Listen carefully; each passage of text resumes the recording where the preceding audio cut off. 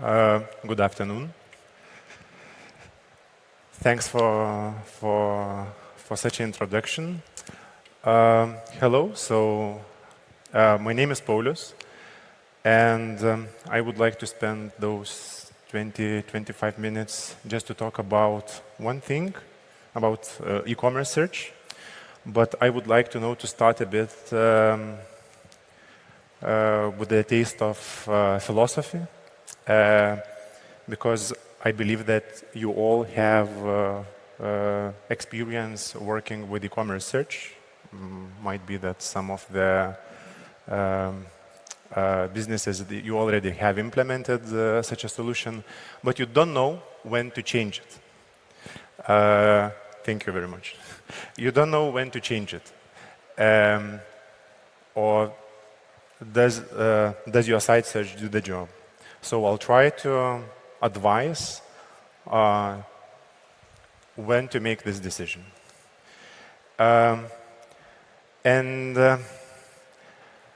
Decision-making process is pretty complex thing. You don't know when actually you need to act and how to make a decision. We all know that all around us is changing, but majority of us can't feel the speed of change. Actually, we understand that the speed is pretty high, but we don't know how fast we are moving in this economical environment. So I was thinking, how to give an example of how to start this presentation. And I found actually a chart with exponential growth. And what I want to achieve, I have two tasks actually. One task is for me to prove that we are living in exponential growth all around us, every day, each week, each month, each year. And the second task is that to prove that human beings can clearly feel and understand exponential growth. So I'll start with an example, and I need a bit of help from the audience. So this is Wembley Stadium, and you see in front of you 90,000 seats. And just imagine that watering system is damaged in Wembley Stadium, and every minute the number of drops doubles. It's actually an equation of exponential growth. So in 1 minute you have 1 drop, in second minute you have 2 drops, on the third minute you have 4 drops, fourth minute 8 drops, and it multiplies each minute. So the question is, how long will it take to fill Wembley Stadium full of water? Maybe someone would like to guess. Excuse me? 1 hour? Do we have more guess? Sorry? 12 hours. 20 minutes. 30. 45 minutes. So the answer is 45 minutes. So I read this example and I was surprised, because then I started to dig deeper and just to realize, why actually people can't understand, because we see the fact, but no one can actually imagine logically how fast it is.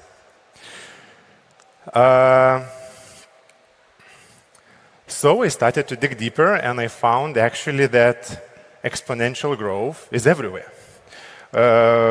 We all know Moore's law and computing power. Recently, we experienced COVID-19 pandemic and how fast cases are increasing. If we take 500 years of world economic growth, it's also an exponential growth. World energy consumption, human population, compound interest, which is now actually a very important topic those days. Cancer cells or microorganisms So actually, in nature, in economy, in population, in energy, everywhere we live in exponential growth. And we don't know how fast, we see the fact how fast it is, but we don't have the sense how fast this car is going.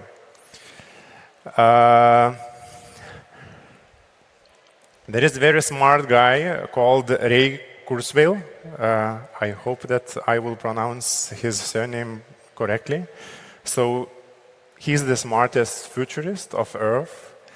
And he says that Moore's law is just the beginning. The power of technology will keep growing exponentially. And by 2027, computers will surpass human intelligence. And if we want more scary things, so he says that in 2045, strictly biological humans won't be able to keep up. So I gave a couple of examples about daily life exponential growth, but here we are in a technological conference, so we need to talk about technology. So I'm shifting to technology, and I also would like to show a couple of examples of exponential growth in technology. We know all our newest player in marketing, TikTok. So his influence is and revenue stream is on exponential growth. If we talk with the telecommunication provider and we would like to have a home internet, everyone suggests now 5G and nobody wants to talk about 4G or even 3G. So it's also on the exponential growth. And because it's e-commerce conference, so Amazon also is one of the on this list. So it's also an exponential growth. So the question is why we don't have this feeling. So I started to read, I started to dig deeper, and I found actually such a keyword or term. It's called intuitive linear view. So we fail to see the world changing exponentially because the problem is human perspective. And the same guy, Ray Kurzweil, calls this intuitive linear view. When we see something that looks like a straight line, we naturally assume that it's a straight line. But it's not. Actually, it's growing very fast. So I'm coming to the point about e-commerce search, and when is the right time to reconsider are you with the right solution? And my answer is that we need to change. Actually, even you think that everything is working properly, so the speed of technology and the speed which we are going directly actually is very fast, and we need all the time to reconsider change. And Charles Darwin, he says that adaptability is the, survival factor. So, if you are a smaller player and you think that, oh, these big guys, they are competing so brutally and I can't keep up with the competition, or maybe, there are some really fast players who, are going in, pretty fast in e-commerce business and you can't, to compete with them. But the answer is actually that not the strongest or the fastest wins, but those who adapt. So adaptability is the key. Adaptability is change. And they have an example about Google. So, we anticipate trends as a search generative experience. So Google recently introduced that search in 2024 will look like this example. So what does it mean for us? Google is multi-billion company, and they can They are strong and they are fast and they change a lot each year. But you can relate with that Google introduced 10 years ago auto-suggest functionality, auto-correct, auto-complete, mistype functionality. Did you mean that? Later on, personalization, merchandising. Those features in later years started to appear also on e-commerce search engines. So it means that we need to look what big players are introducing, and we understand, how search will look like in 1 year or 2 years of your e-commerce business. And rest assured, I just, would like to say that LupaSearch started recently, 2-3 years ago. We are latecomers to the market, and it's not the future for us. We actually started to adopt those libraries, and we introduced actually this feature to the market, and it's an example, how our search software works. So just imagine that, you would like to have bolognese sauce for your dinner, but you would like to buy ingredients at the e-commerce grocery store. So you just actually type a couple of sentences that you would like those ingredients, and you have all the products instantly to your shopping cart. So that's pretty amazing for us, because we're a small team, and we just see that might be that we are one of the first in global market. We know that in half a year or a year, it's going to be a lot of players, because it's a huge trend for 2023, 2024. But we are happy to say that we are the first. So in conclusion, e-commerce search is not a static component. It's a dynamic and ever-changing. So I'll leave you with this question: does your site search do the job?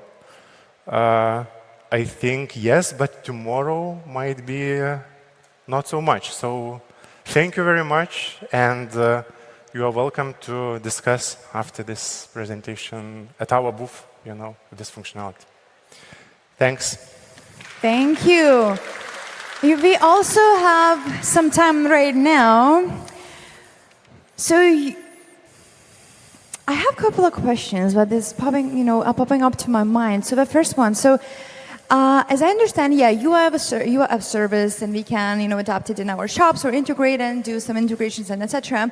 What kind of technology behind you use? Is it only what kind of is it only search and text type based, or you also use some image recognition to really define the search keywords? And if yes, is that only done internally with your some kind of programming, and AI, or you use public services? Okay. Thanks for the question. So in e-commerce market, it's not enough just to have a search bar anymore. Actually, you have to have a dashboard, and a lot of e-commerce managers actually need to work each day with a search customization and configuration. So you have all, the dashboard and the analytical part and all the configurational part. So this is one thing. Another thing that a lot of functionality, such as, for example, recommendation tool, maybe like 5 years ago, or even 10 maybe years ago, it was separate tools. But now everything is under one suite. So personalization is like a separate product, actually, or recommendation is separate product, or merchandising is separate product. But search is a huge data field, and you can fulfill this data, to other sub-products under that umbrella. So, with text subdata. yes, what I mean, data is text. Because, So, for like we example, don't have a voice or Not yet. other input fields, but text Yeah. here is the. Because, for example, imagine that I'm just, like this Pinterest just did maybe 2 years or 3 years ago, but we can just, I like this TV. I mean, it's looking beautiful, and I will take a photo of it. I will upload it to internet, to Pinterest, and they will give me a platform where to buy it. So just from image recognition perspective, so this was... Yeah. So I wouldn't say we have such a functionality, but it's not our library. It's open libraries as Elasticsearch and Got it. all those big engines which provides such a functionality by default. So we are not considering that it's our intellectual property. So it's by default everything what introduce global market as an open library. So I think this answer is under this exponential growth topic that we just see a lot of algorithms which are coming each day, new algorithms. Yeah, so you're mentioning, algorithms and a lot of tech. But let's come back to, to the really down-to-earth things. So what are the benefits if I really set up and use your service or any kind of, search service in my website or any other platform that I would like to? So what are the main benefits, what you would say? And don't go out of the stage. Come here, in the middle. So Perfect.